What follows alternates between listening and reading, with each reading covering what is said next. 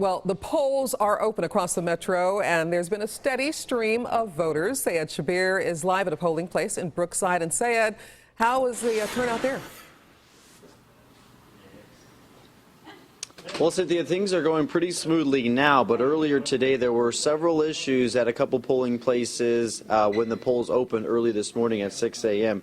The two polling places that did have a few struggles were the National Archives voting location in the Crossroads District, as well as the Blue Ridge Church of Christ. Voters at the National Archives said when they showed up at 6 a.m., the ballot box wasn't locked, privacy folders weren't being used, and some of the poll workers seemed untrained. At Blue Ridge Church of Christ, there were a handful of voters who showed up at 6 a.m.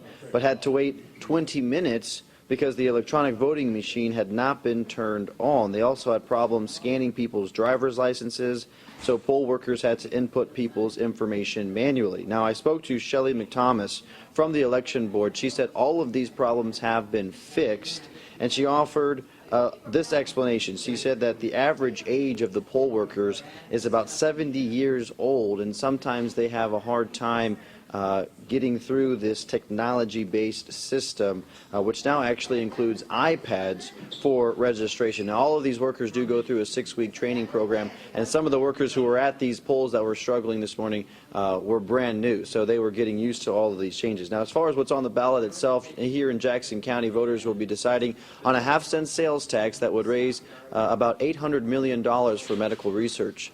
Supporters of it say it will bring new jobs to the area. However, opponents say it would just be another burden for the people who can't afford the higher tax. The polls are open until 7 p.m. tonight. Reporting live, Syed Shabbir, 41 Action News.